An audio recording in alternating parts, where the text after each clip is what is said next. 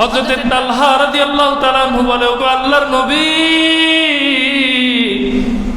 আমার মা বাবা আপনার উপর কোরবান হোক নবীজি, আপনি মাথা উঠাবেন না, কাফেরদেরকে উকি দিয়ে দেখার কোনো দরকার নাই, আপনি আমার বুকের মধ্যে থাকেন নবীজি, তীর তরবারির যত আঘাত আমার পিঠের উপর দিয়ে যাবে নবীজি, আপনি মাথা উঠালে আপনার মাথার উপর আঘাত পড়বে নবীজি, আমি সহ্য করতে পারবো না। ওগো নবীজি, পুরো জীবনটাই আপনার জন্য দিয়ে দিলাম, আমি তালহা তরবারির আঘাতে, তীরের আঘাতে ঝাঁঝরা হয়ে যাব, কিন্তু নবী আপনার শরীরে একটা আঘাত পড়বে, আমি সহ্য করতে পারবো না। বলেন সুবহানাল্লাহ। ইসলামের জন্য সাহাবায়ে কেরাম এভাবে ত্যাগ করেছে, এই ত্যাগের বিনিময়ে আজকে আমাদের পর্যন্ত ইসলাম এসেছে। বলেন ঠিক কিনা? যদি সাহাবীদের এই ত্যাগ না থাকতো, বদরের প্রান্তরে মুসলমানদের শেষ হয়ে যেত। বলেন ঠিক কিনা? উহুদের প্রান্তরে মুসলমান শেষ হয়ে যেত, আজকে ইসলাম এ পর্যন্ত আসতো না। ইসলাম জিন্দা হতা হয় হার কারবালাকে বাদ। বলেন ঠিক কিনা? এজন্য আজকে বলতে চাই, ইসলামের জানবাজ তরুণ যারা আছো, যুবক যারা আছো, তোমাদেরকে এখনই জাগ্রত হতে হবে। ইসলামের বিরুদ্ধে সকল ষড়যন্ত্র অপশক্তির মোকাবেলায় হযরতে হামজার মতো বুক টান টান করে দাঁড়িয়ে যেতে হবে। বলেন ঠিক কিনা? নিজের বুকের তাজা রক্ত জমিনে ঢেলে দিতে হবে ইসলামকে সমুন্নত করার জন্য। আমরা রাজি আছি কিনা বলেন? আল্লাহ তাআলা আমাদের সকলকে তৌফিক দান করুক। বদরের যুদ্ধের মধ্যে কাফেরদের, মক্কার কাফেরদের 70 জন বড় বড় সর্দারের যে মৃত্যু হয়ে গেল, বড় বড় সর্দার মৃত্যু হয়ে গেল। মক্কার আবু জেহেলের সাথে উতবা, সাইবা সহ অনেক বড় বড় 70 জন লিডারের মৃত্যু হয়ে গেল। এই 70 জন লিডারের মৃত্যুর পরে মক্কার মানুষেরা এবার নতুন করে প্রতিশোধ নেওয়ার জন্য প্রস্তুতি নিতে লাগলেন। মক্কার মধ্যে এখন বড় সর্দার বলতে বাকি আছে আবু সুফিয়ান। যে আবু সুফিয়ান মক্কার কাফেলা নিয়ে সিরিয়ার দিকে গিয়েছিল, সিরিয়া থেকে ফেরত এসেছিল। এখন আবু সুফিয়ান যেহেতু মক্কার একজন নেতা, অন্যান্য বড় নেতাদের অনুপস্থিতিতে পুরা দায়িত্ব এখন আবু সুফিয়ানের উপর আসলো। আবু সুফিয়ানও চাইলেন বদরের যুদ্ধে কাফেরদের যে পরাজয় হয়েছে, এই পরাজয়ের গ্লানি যেন মুছে যায়, কাফেরদের বড় বড় নেতারা যে মারা গেল তাদের যেন প্রতিশোধ নেওয়া যায়। এই জন্য আবু সুফিয়ান দলবল তৈরি করা আরম্ভ করলো, মুসলমানদের উপর আবার যেন আক্রমণ করা যায়, মদিনার উপরে যেন আবার আক্রমণ করা যায়। এই জন্য বন্ধুরা আমার কিতাবের মধ্যে লেখে, আবু সুফিয়ান তখন যুদ্ধের সৈন্যদেরকে প্রস্তুত করতেছে। হাবশি অনেকগুলো গোলাম ছিল মক্কার মধ্যে। হাবশি গোলামরা বর্ষা নিক্ষেপ করার ক্ষেত্রে খুবই এক্সপার্ট ছিল, পারদর্শী ছিল। আবু সুফিয়ান এই সকল হাবশি গোলামদেরকে একত্রিত করে তাদেরকে মুক্তি দেওয়ার জন্য, মুক্তি দেওয়ার সুসংবাদ তাদেরকে জানায় দিল যে হাবশি গোলামেরা, তোমরা বর্ষা নিক্ষেপের ব্যাপারে খুবই পটু, তোমাদের বর্ষা কখনো লক্ষ্যভেদ হয় না। এই হাবশি গোলামরা, যদি তোমরা আমাদের সাথে যদি যুদ্ধ করো আর যদি তোমরা তোমাদের বীরত্ব প্রদর্শন করতে পারো, যদি মুসলমানদেরকে পরাজয় করতে পারো, তাহলে কথা দিলাম তোমাদেরকে আমরা আজাদ করে দিব। আবু সুফিয়ান এভাবে বর্ষা নিক্ষেপকারী একদল হাবশি গোলামদেরকে তার সৈন্যের মধ্যে এভাবে সে একত্রিত করে নিল। শুধু তাই নয় বন্ধুরা আমার, এবার কিছু তীরান্দাজকে একত্রিত করল। তীরান্দাজকে আবু সুফিয়ান তার সৈন্যের মধ্যে প্রবেশ করাইল, যাদের তীর লক্ষ্যভেদ হয় না, যারা যুদ্ধের ময়দানে সৈনিকদের চোখকে কেন্দ্র করে চোখকে উদ্দেশ্য করে যারা তীর নিক্ষেপ করতে পারে, যাদের তীর লক্ষ্যভ্রষ্ট হয় না।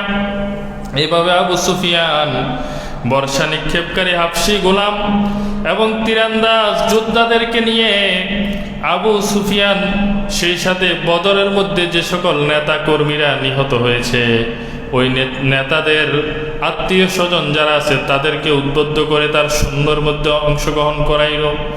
তাদেরকে বলল, দেখো তোমার বাবা বদর যুদ্ধে নিহত হয়েছে, এখনই তো সময় প্রতিশোধ নেওয়ার, অতএব মুসলমানদের থেকে প্রতিশোধ নিতে হবে। প্রতিশোধের আগুন ওয়ারিসদের অন্তরে দাও দাও করে প্রজ্বলিত করে এভাবে আবু সুফিয়ান তার দলবল বড় করতে লাগলো। করতে করতে 3000 সৈন্যের বিশাল একটা দল হয়ে গেল। আবু সুফিয়ান 3000 সৈন্যের বিশাল একটি দল নিয়ে ইসলাম এবং মুসলমানকে নিধন করার জন্য মদিনার উদ্দেশ্যে রওনা হয়ে গেল। 3000 সৈন্যের দল, 3000 যোদ্ধা। এই 3000 যোদ্ধাদের মধ্যে 700 জন এমন যোদ্ধা আছে যারা লোহবর্ম পরিহিত, লোহার পোশাক পরিহিত। 200 ঘোড়ায় অশ্বারোহী আছে যারা ঘোড়ায় আরোহণ করে যুদ্ধের ময়দানে যাচ্ছে, এবং সেই সাথে 300 উট আছে যারা উটের উপর আরোহণ করে যাচ্ছে। এভাবে অস্ত্রের সজ্জে সজ্জিত 3000 সৈন্যের বাহিনী নিয়ে আবু সুফিয়ান যখন মদিনার উদ্দেশ্যে রওনা হয়, আল্লাহর নবী সাল্লাল্লাহু আলাইহি ওয়াসাল্লাম খবর পাইয়া তিনিও 1000 সৈন্য নিয়ে উহুদ যুদ্ধের দিকে রওনা করলেন। এদিকে মক্কা থেকে রওনা হলো 3000, আল্লাহর নবী রওনা দিলেন কতজন নিয়ে? 1000 নিয়ে। তাও এই 1000 মাঝপথে যাওয়ার পরে সেখান থেকে 300 ফেরত আসছে। ওই যে বুঝেন তো কে ফেরত আসছে জানেন তো? ওই যে আব্দুল্লাহ ইবনে উবাই ইবনে সালুল মুনাফিক, যার কথা বদর যুদ্ধে এসেছে। এই মুনাফিক সে পথিমধ্যে পথ থেকে 300 জনকে নিয়ে ফেরত আসছে। এখন এ তো যুদ্ধ করবে না, নিজেও জানি। আপনারা বলবেন যে সে তো বদর যুদ্ধ থেকেও ফেরত আসলো, তাহলে উহুদে আবার কেন গেল? এর কাজে হলো মুসলমানদেরকে তাদের মনোবল যেন নষ্ট করে দেওয়া যায়। এ যদি মক্কা থেকে মদিনা থেকে যদি রওনা না হইতো তাহলে এই আসে নাই, শেষ। এখন এই আসছে 1000 সৈন্য, সবাই জানতেছে আমরা 1000, আমরা কত? কিন্তু মাঝপথে 300 চলে গেলে আবার বুঝেন তো বাকিদের মনোবলের অবস্থা কেমন হবে। এই জন্য তার চাল হলো এটা যে আমি তো যুদ্ধ করব না, কিন্তু মদিনা থেকে সবার সাথে হাসি খুশি রওনা হবো, মাঝপথে একটা ইস্যু দিয়ে চলে আসবো, বাকিদের মনোবল নষ্ট হয়ে যাবে। তো যাই হোক, এইভাবে 300 জন সে এখান থেকে চলে আসছে। মুসলমান বন্ধুরা আমার, এবার মুসলমানদের সংখ্যা কতজন বলেন? 700 জন। 700 জন নিয়ে আল্লাহর নবী সাল্লাল্লাহু আলাইহি ওয়াসাল্লাম উহুদের প্রান্তরে একত্রিত হলেন। মুসলমান এবং কাফেররা মুখোমুখি হয়ে দাঁড়ালো। মল্লযুদ্ধ শুরু হয়ে গেল। যুদ্ধের নিয়ম অনুযায়ী কাফেরদের পক্ষ থেকে তালহা ইবনে আবু তালহা নামক একজন ব্যক্তি, যে ব্যক্তি যার হাতের মধ্যে একটা ঝান্ডা ছিল, ঝান্ডাবাহী এই কাফের এসে গর্জন দিতেছে, বলতেছে কে আছো মায়ের বুক খালি করবে, সামনের দিকে গিয়ে আসো। এই কথা বলার সাথে সাথে সাহাবীদের মধ্যে হযরত জুবাইর ইবনুল আওয়াম রাদিয়াল্লাহু তাআলা আনহু তিনি অগ্রসর হইয়া এক আঘাতে তরবারি দিয়া ওই তালহা ইবনে আবু তালহাকে দ্বিখণ্ডিত করে দিলেন। বলেন সুবহানাল্লাহ। আল্লাহর নবী সাল্লাল্লাহু আলাইহি ওয়াসাল্লাম সরাসরি বিষয়টা দেখলেন। এবার তলহার ভাই ওসমান ইবনে আবু তালহা এগিয়ে আসছে। এগিয়ে আসার সাথে সাথে মুসলমানদের মধ্য থেকে বাস পাখির মতো দৌড় দিয়া হযরতে হামজা রাদিয়াল্লাহু তাআলা হয়ে গিয়ে গেলেন, আর তলহার ভাই ওসমান ইবনে আবু তালহা তারেও শেষ করে দিয়েছে। বলেন সুবহানাল্লাহ। মুসলমান বন্ধুরা আবার মুহূর্তের মধ্যে আবার যুদ্ধ তুমুল ধারণ করলো, তুমুল আকার ধারণ করলো। যুদ্ধ খুব তুমুলভাবে যুদ্ধ শুরু হয়ে গেল, কিন্তু কাফেররা কোনোভাবে মুসলমানদের সাথে কুলিয়ে উঠতে পারে না। কাফেরদের সংখ্যা বেশি, কাফেরদের লোহবর্ম বেশি, কাফেরদের তরবারি বেশি, প্রস্তুতি বেশি, তীরান্দাজ তাদের মধ্যে বেশি, বর্ষা নিক্ষেপকারী তাদের মধ্যে বেশি, কিন্তু তারপরও কোনোভাবে তারা মুসলমানদের উপর জয়লাভ করার সুযোগে পাচ্ছে না। একে একে কাফেরদের মধ্যে নিহত হতে হতে তাদের 37 জন মারা গেল। কতজন বলেন? আর এদিক দিয়ে মুসলমানরা এখন বীরত্বের সাথে লড়াই করে যাচ্ছে। হযরতে হামজা রাদিয়াল্লাহু তাআলা আনহু যেদিকে যায় ওদিকে শুধু তরবারির জনজনানি শুরু হয়ে যায়। এভাবে হযরতে সাদ ইবনে আবি ওয়াক্কাস রাদিয়াল্লাহু তাআলা আনহু প্রাণপণে যুদ্ধ করে যাচ্ছেন, যেদিকে যায় ওদিকে আঘাত চলতেছে। এভাবে আল্লাহর নবীর এক একজন সাহাবী খুব বীরত্বের সাথে যুদ্ধ করতেছে, এক একজন সাহাবী বীরত্বের সাথে যুদ্ধ করতেছে আর কাফেরদের পরাজয় নিশ্চিত করতেছে। এমন সময় মুসলমানদের সামান্য একটা ভুল বুঝাবুঝির কারণে ওই যুদ্ধের ময়দানের অবস্থা পরিবর্তন হয়ে যায়। মুসলমান বন্ধুরা আবার যুদ্ধ যখন শুরু হয়, যুদ্ধের মধ্যে মুসলমানদের যেই প্রান্তরে মুসলমানরা জায়গা পেয়েছে, মুসলমানদের পিছনে একটা পাহাড় ছিল, উহুদ পাহাড় মুসলমানদের পিছনে, আর কাফেররা যেদিকে আছে ওইদিকে হলো খোলা ময়দান। কাফেররা খোলা ময়দানের মধ্যে, আর মুসলমানরাও এমন একটা প্রান্তরে, যে প্রান্তরের পিছনে একটা পাহাড় আছে, উহুদ পাহাড়। এই উহুদ পাহাড়ের মাঝখান দিয়ে একটা গিরিপথ আছে, একটা পথ আছে, শুরু পথ। এই পথ, এটা দিয়ে কাফেরদের আক্রমণ করার একটা সম্ভাবনা ছিল। এই জন্য আল্লাহর নবী সাল্লাল্লাহু আলাইহি ওয়াসাল্লাম ওই গিরিপথের মধ্যে একজন সাহাবীকে, তিনাকে আমির বানায়া, হযরত আব্দুল্লাহ ইবনে জুবাইর রাদিয়াল্লাহু তাআলা আনহুকে আমির বানায়া, তিনার নেতৃত্বে আরো 50 জন সাহাবীকে দিয়া ওই জাবালে রুমা নামক গিরিপথের মধ্যে একটা ছোট পাহাড়ের উপর তাদেরকে দাঁড় করায় দিছে। এই সাহাবীগুলো ছিল তীরন্দাজ সাহাবী। আল্লাহর নবী তাদেরকে তীর দিয়া, পর্যাপ্ত পরিমাণ তীর তরবারি দিয়া তাদেরকে দাঁড় করায় রাখছে। আর আল্লাহর নবী তাদেরকে ঘোষণা দিছে, শুনো, যুদ্ধে আমরা জয়লাভ করি আর পরাজয় বরণ করি তোমাদের দেখার বিষয় না, বরং তোমরা সর্বদা এখানে অবস্থান করবে। এই গিরিপথ দিয়ে যেন কোনোভাবে মুসলমানদের উপর আক্রমণ করা না যায়, এই বিষয়ে তোমাদেরকে পুরোপুরি দায়িত্ব পালন করতে হবে। এই সাহাবীগুলো হযরত আব্দুল্লাহ ইবনে জুবাইর রাদিয়াল্লাহু তাআলা আনহুর নেতৃত্বে যথাযথভাবে দায়িত্ব পালন করেছেন। তিনবার মক্কার কাফেররা এই গিরিপথ দিয়ে আক্রমণ করার চেষ্টা করেছে, তারা প্রতিহত করেছে। কিন্তু বন্ধুরা, আবার যখন কাফেরদের 37 জন মারা গেল, কাফেররা যখন পরাজয় বরণ করার উপক্রম হলো, কাফেররা যখন ছত্রভঙ্গ হয়ে পালাতে শুরু করলো, আর মুসলমানরা যখন উহুদের প্রান্তরের মধ্যে যখন মালে গনিমত সংগ্রহ করা শুরু করছে, কাফেরদের রেখে যাওয়া তীরগুলো, তাদের রেখে যাওয়া তরবারিগুলো যখন মুসলমানরা সংগ্রহ করতেছে, তখন ওই পাহাড়ের উপর থেকে যে 50 জন তীরন্দাজ হযরত আব্দুল্লাহ ইবনে জুবাইরের নেতৃত্বে আল্লাহর নবীর নির্দেশে অবস্থান করতেছিল, তাদের মধ্যে কিছু সাহাবী বলতেছে, যুদ্ধ তো শেষ, দেখো ওই যে মুসলমানরা কি করতেছে, গনিমতের মাল সংগ্রহ করতেছে, চলো চলো, আর এখানে বসে থেকে লাভ নাই, কাফেররা তো চলে গেছে, এখন আমাদেরকে নিচে যেতে হবে, মুসলমানদেরকে গনিমতের মাল সংগ্রহ করতে সহযোগিতা করতে হবে। এই কথা বলে কিছু সাহাবী নিচের দিকে নামা শুরু করলেন।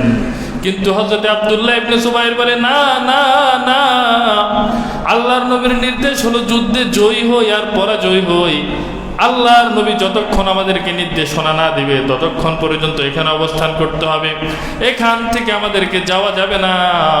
কিন্তু হযরত আব্দুল্লাহ ইবনে জুবাইর রাদিয়াল্লাহু তাআলা আনহুর সাথে মাত্র 10 জন সাহাবী অবশিষ্ট ছিল, বাকি 40 জনে নেমে গেল। সামান্য ভুল বুঝাবুঝি, তারা তো মনে করছে যুদ্ধ যেহেতু শেষ, এখন আর ওখানে দাঁড়িয়ে থেকে লাভ নাই। কিন্তু বন্ধুরা আমার, আল্লাহ পাক রব্বুল আলামিন আমাদেরকে এটাই শিক্ষা দেন, আল্লাহর নবীর নির্দেশ যেটা, এটাকে কখনো কি করা যাবে না, বলেন, লঙ্ঘন করা যাবে না। নবী যেভাবে যে নির্দেশ দিবেন ওভাবেই পালন করতে হবে। আমাদের কিছু সাহাবায়ে কেরাম আল্লাহর নবীর নির্দেশ পালনের জন্য তারাও কিন্তু জান প্রাণ ছিলেন, কিন্তু যুদ্ধের পরিস্থিতি দেখে আল্লাহর নবীর নির্দেশ অমান্য করার উদ্দেশ্যে নয়, বরং যুদ্ধের পরিস্থিতির কারণে তারা মনে করছে যুদ্ধ শেষ, এখন আর দাঁড়িয়ে থাকার কোনো দরকার নাই। নবীর নির্দেশ তো ছিল যুদ্ধ যতক্ষণ হবে ততক্ষণ পর্যন্ত। এই সামান্য ভুল বুঝাবুঝির কারণে এই সাহাবীরা যখন নিচে নেমে গেল, তখন কাফেরদের মধ্য থেকে একজন ব্যক্তি, যেই ব্যক্তি পরে মুসলমান হয়েছে, হযরতে খালিদ ইবনে ওয়ালিদ। খালিদ ইবনে ওয়ালিদ তখনও কাফেরদের দলভুক্ত হয়ে যুদ্ধ করার জন্য এসেছে। তিনি কাফেরদের একটা বড় সংখ্যা নিয়ে এবার এই গিরিপথের মধ্যে দেখতেছে সাহাবায়ে কেরামের অনুপস্থিতি। সাহাবায়ে কেরামের উপস্থিতি খুবই কম, সামান্য হাতে গোনা 8-10 জন দেখা যায়। খালিদ ইবনে ওয়ালিদ আবার পিছন দিক দিয়া ওই গিরিপথ দিয়ে যখন আক্রমণ করলেন, হযরত আব্দুল্লাহ ইবনে জুবাইর রাদিয়াল্লাহু তাআলা আনহু এবং তার সাথে যেই 10 জন, তারা প্রাণপণ প্রতিহত করার চেষ্টা করলেন। ওই খালিদ বিন ওয়ালিদের সাথে যারা ছিল, তারা এই 10 জনকে শহীদ করে দিয়ে এবার তারা পিছন দিক থেকে মুসলমানদের উপর আক্রমণ করা শুরু করলো। মুসলমানরা দিশেহারা হয়ে গেল, কারণ সামনেও কাফের, পিছনেও কাফের। মুসলমানরা দিশেহারা হয়ে গেল। অনেক মুসলমানের তরবারি আঘাতে অনেক মুসলমানও আহত হওয়া শুরু হলো, কারণ কে দুশমন কে শত্রু এখন আর চিনা যাচ্ছে না, কারণ সামনেও শত্রু, পিছনে পিছনেও শত্রু, পিছনে যে আমার মুসলমান ভাই নাকি শত্রু কোনো গ্যারান্টি নাই। এই জন্য মুসলমানরাও নিজেরা নিজেদের তরবারির আঘাতে আহত হওয়া শুরু করছে, বলেন নাউজুবিল্লাহ। মুসলমান বন্ধুরা আবার যুদ্ধের অবস্থা পরিবর্তন হয়ে গেল, যুদ্ধের অবস্থা পরিবর্তন হয়ে গেল। মুসলমানরা এবার দিশেহারা যখন হয়ে গেল, কাফেররা আবার চতুর্দিক থেকে একত্রিত হয়ে গেল। যে সকল কাফেররা পালায় গেছে, যখন শুনছে যুদ্ধের মোট পরিবর্তন হয়ে গেছে, এবার তারাও ফিরে আসছে। এবার তারা মুসলমানদেরকে যেদিকে পাইতেছে আক্রমণ করতেছে। শুধু তাই নয়, তাদের মধ্য থেকে কয়েকজন আল্লাহর নবী সাল্লাল্লাহু আলাইহি ওয়াসাল্লামকে শহীদ করার জন্য তারা নবীজিকে তালাশ করা আরম্ভ করলেন। এক পর্যায়ে আল্লাহর নবীকে পেয়ে গেলেন। নবীর সাথে তখন 8 জন সাহাবী ছিল। কয়জন বলেন?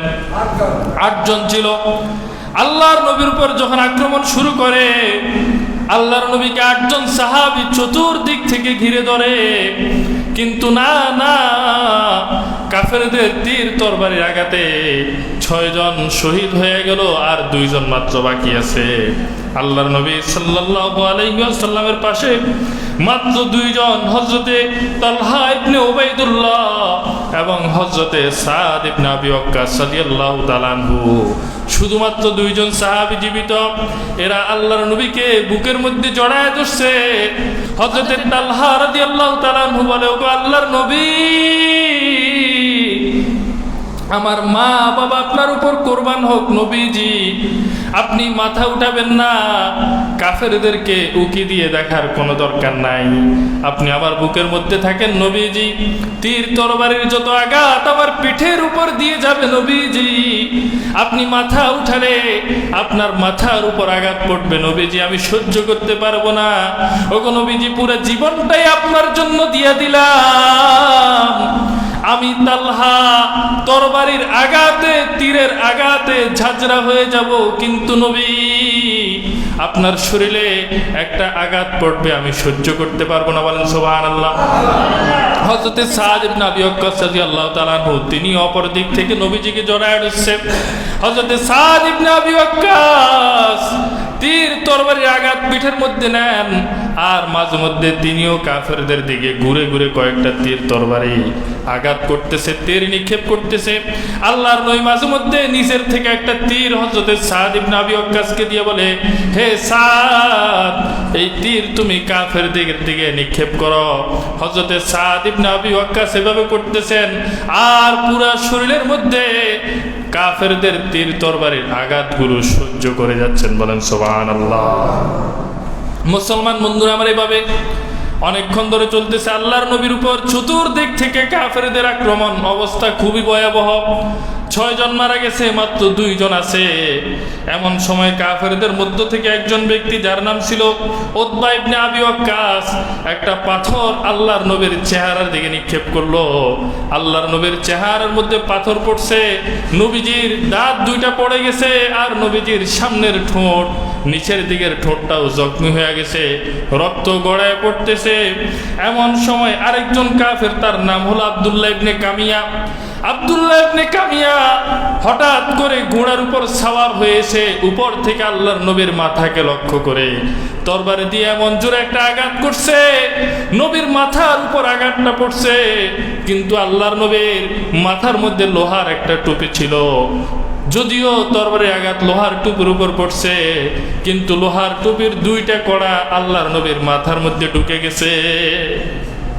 2টা কড়া, 2টা লোহার দাঁত নবীর কোথায় ঢুকে গেছে? মাথার মধ্যে ঢুকে গেছে। মুসলমান বন্ধুরা আমার, আব্দুল্লাহ ইবনে কামিয়া শুধু আঘাত করছে তা নয়, বরং আল্লাহর নবীকে ডাক দিয়ে বলে, হে মুহাম্মদ, আব্দুল্লাহ ইবনে কামিয়ার পক্ষ থেকে এটা উপহার। বলেন নাউজুবিল্লাহ। আল্লাহর নবী সাল্লাল্লাহু আলাইহি ওয়াসাল্লাম বলেন, আকুমাকাল্লাহ, আল্লাহ তোমারে ধ্বংস করুক। আল্লাহ পাক রব্বুল আলামিন নবীর দোয়া কবুল করছে। উহুদের প্রান্তর থেকে যাওয়ার সময় একটা পাহাড়ের কাছে একটা বকরি এসে আব্দুল্লাহ ইবনে কামিয়ার উপর আক্রমণ করে আর তাকে শেষ করে দেয়। বলেন সুবহানাল্লাহ। নবীজির উপর আক্রমণ করছে, আবার নবীজিকে কি বলতেছে?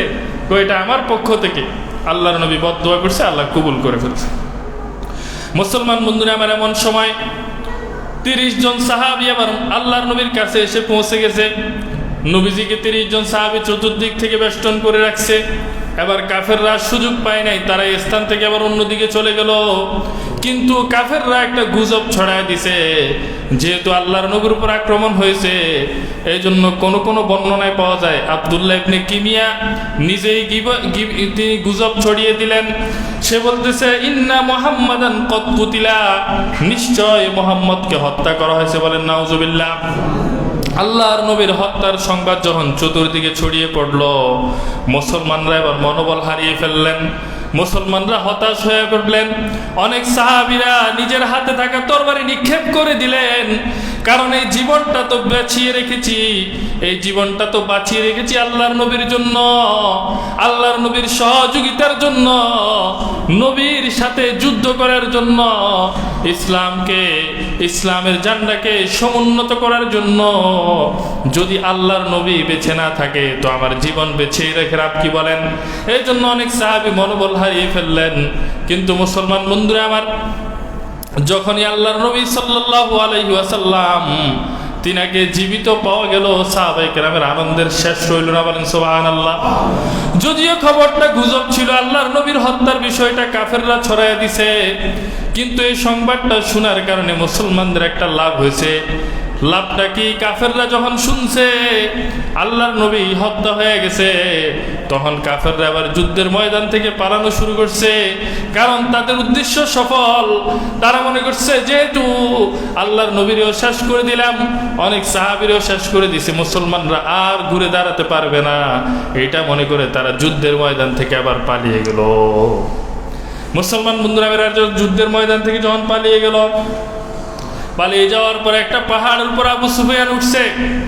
আবু সুফিয়ানের ধারণা মুহাম্মদ সাল্লাল্লাহু আলাইহি ওয়াসাল্লাম মারা গেছে, আবু বকর, ওমর, ওসমান সবাই মারা গেছে, কেউ বাকি নাই। এই জন্য আবু সুফিয়ান উঠছে, পাহাড়ের উপর উঠে বলতেছে আবু বকর আসনি, সাহাবায়ে কেরাম কোনো উত্তর দেয় না। ওমর আসনি, সাহাবায়ে কেরাম কোনো উত্তর দেয় না। এভাবে একে একে নাম ধরে ডাকে, কিন্তু আল্লাহর নবীর সাহাবীরা আবু সুফিয়ানের ডাকে কোনো উত্তর দেয় না। এবার আবু সুফিয়ানে বলে আলু হুবাল, বলতেছে হুবালের জয় হোক, কি হোক বলেন। আমাদের দেশের কিছু মানুষেরা যেরকম মুসলমানদের মাঝে সাম্প্রদায়িক দাঙ্গা লাগানোর জন্য উস্কানিমূলক স্লোগান দেয়া আছে কিনা বলেন? জয় শ্রীরামের স্লোগান আমাদের বাংলাদেশের মাটিতে দেয়া আছে কিনা বলেন? বাংলাদেশের জাতীয় পতাকার উপরে গেরুয়া বাহিনীর পতাকা লাগায় দেখছেন কিনা আপনারা? চট্টগ্রামের মধ্যে কিছুদিন আগে হয়েছে। উদ্দেশ্য কিছু নয়, উদ্দেশ্য হলো মুসলমানদের সাথে দাঙ্গা লাগিয়ে এই দেশে মুসলমানদেরকে উৎখাত করা। বলেন ঠিক কিনা? এবার বন্ধুরা আমার আবু সুফিয়ান পাহাড়ের উপর থেকে সেও জয় শ্রীরামের স্লোগান দেয়। আবু সুফিয়ান বলে উলু হুবাল, হুবালের জয় হোক। এতক্ষণ সাহাবীরা চুপ ছিল, আল্লাহর নবীও কিছু বলে নাই।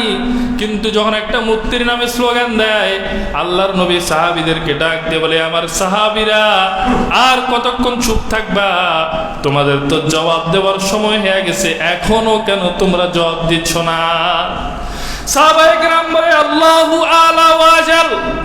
সাহাবীরা এক যুগে ডাক দিতেছে আল্লাহু আলা ওয়াজাল। এ আবু সুফিয়ান, তুমি বলছো হুবালের জয় হোক? না না, হুবালের জয় কিভাবে হবে? কারণ আমাদের আল্লাহ তিনি হলেন মহান এবং তিনি উচ্চ মর্যাদার অধিকারী। বলেন সুবহানাল্লাহ। মুসলমান বন্ধুরা আমার এই কথা শুনে এবার আবু সুফিয়ান বলে ইন্না লানাল উজ্জা ওয়ালা উজ্জা লাকুম। আবু সুফিয়ান বলে আমাদের তো একটা মূর্তি আছে যার নাম উজ্জা, তোমাদের তো উজ্জা নামে কোনো মাবুদ নাই। দেখেন আবু সুফিয়ান কি বলে। এবার সাহাবীরা বলে আল্লাহু মাওলানা ওয়ালা মাওলা লাকুম। সাহাবীরা বলে রে আবু সুফিয়ান, আমাদের অভিভাবক, আমাদের বন্ধু হলেন আল্লাহ, আর তোমাদের কোনো বন্ধু নাই, তোমাদের কোনো অভিভাবক নাই। মুসলমান বন্ধুরা এবার আবু সুফিয়ান যখন সাহাবীরা দেখতেছে কথা বলে, আবু সুফিয়ান ডাক দিয়ে হযরত ওমরকে বলে হে ওমর, আল্লাহর কসম দিয়ে তোমারে জিজ্ঞাসা করি, তুমি একটু উত্তর দাও, তোমাদের মাঝে তোমাদের নবী কি জীবিত আছে নাকি না তিনি শহীদ হয়ে গেছে? হযরত ওমর রাদিয়াল্লাহু তাআলা আনহু বলে আল্লাহর নবী জীবিত আছে, তোমরা তাকে শহীদ করতে পারো নাই।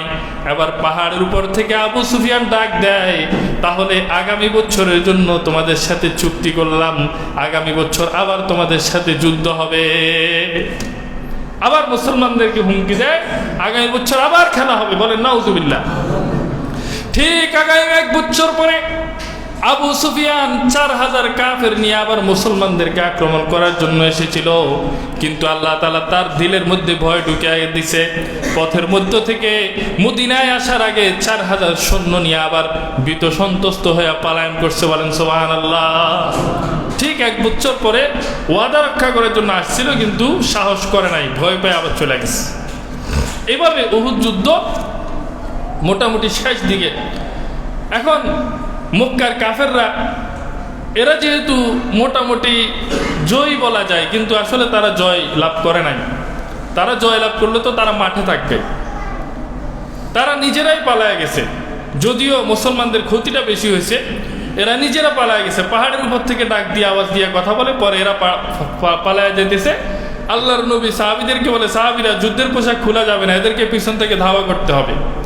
এরপরে আল্লাহর নবী এদেরকে আরো 15 মাইল পর্যন্ত পিছন দিক থেকে ধাওয়া করছে। এরা খবর পাইছে যে মুসলমানরা এদেরকে পিছন থেকে ধাওয়া করতেছে, এটা শুনে এরা এবার আইজো দায় কাইলো দায়, এরা আর পিছে তাকায় নাই, সবাই ভাগছে। তো এটা বাহ্যিকভাবে যদিও মুসলমানদের ক্ষতিটা বেশি হয়েছে, কিন্তু যুদ্ধের যেই অবস্থা ইত্যাদি এই হিসেবে বোঝা যায় যে এখানেও কিন্তু মুসলমানরা জয়লাভ করছে, কারণ মুসলমানরা তো এখনো ময়দানে আছে এবং কাফেরদেরকে আবার কিন্তু পিছন থেকে তাড়ানিও দিছিল। তো যাই হোক, এই যুদ্ধের মধ্যে মুসলমানদের বড় ধরনের একটা ক্ষতি হয়েছে। কেন বলছিলাম যে সামান্য ভুল বুঝাবুঝির কারণে কিছু সাহাবীরা মনে করছে যে যুদ্ধের মধ্যে যেহেতু আমরা জয়লাভ করছি, নিচে ময়দানের মধ্যে যারা আছে তারা মাল গনিমত সংগ্রহ করা শুরু করছে, অতএব নবীজি আমাদেরকে পাহাড়ের উপর যে এখানে অবস্থান করার জন্য বলছে, নবীজির এই আদেশটা এখন আর আমাদের জন্য নাই। এই ভুল বুঝাবুঝির কারণে উনারা সেখান থেকে নেমে আসছে।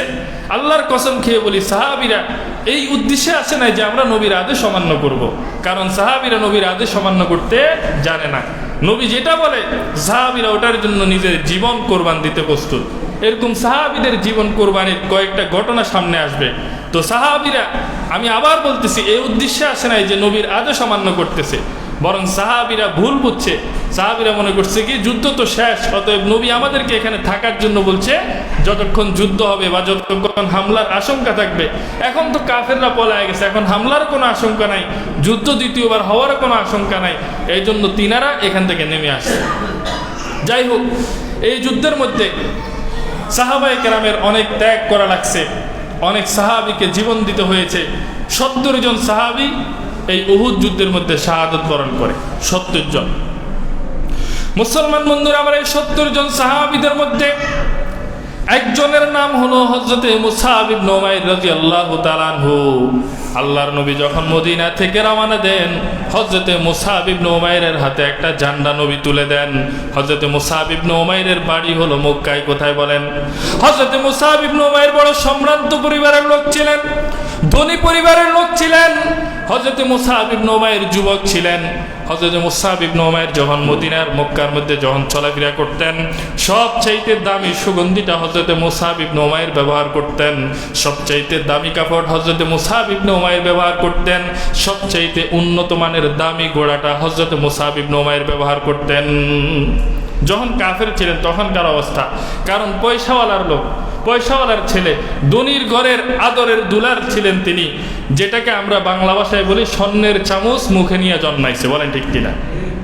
ধনীর ঘরের ছেলে, বয়স বেশি না, 20-22 বছর, BMW প্রাইভেট কার নিয়ে ঘুরে, বলেন ঠিক কিনা? কারণ বাপ দাদার মিরাজ সূত্রে পাইছে, ও তো সমস্যা নাই। যেটা অনেক যুবকের স্বপ্ন, একটা সামান্য মোটর সাইকেল থাকা, কি বলেন?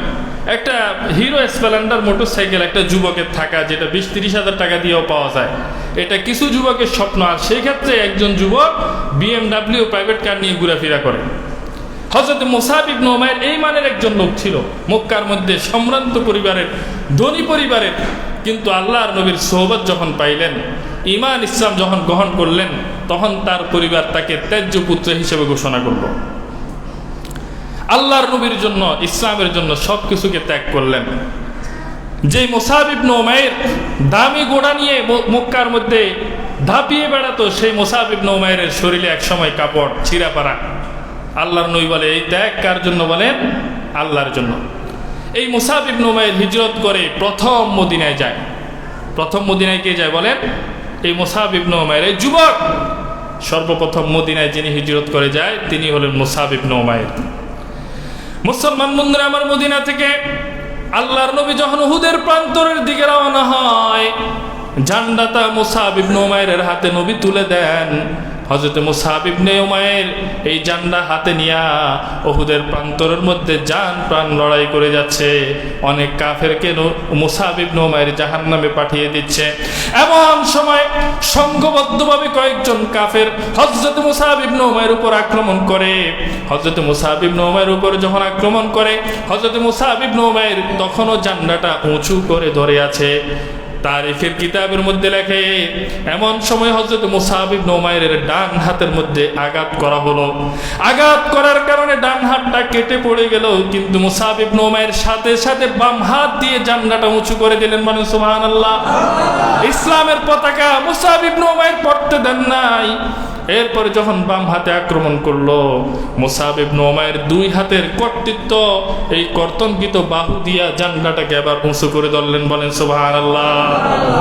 এমন সময় একজন বর্ষা নিক্ষেপকারী এসে হযরত মুসআব ইবনে উমাইরের শরীরের মধ্যে বর্ষা দিয়ে আঘাত করলেন, আর হযরত মুসআব ইবনে উমাইর মাটিতে লুটিয়ে পড়লেন।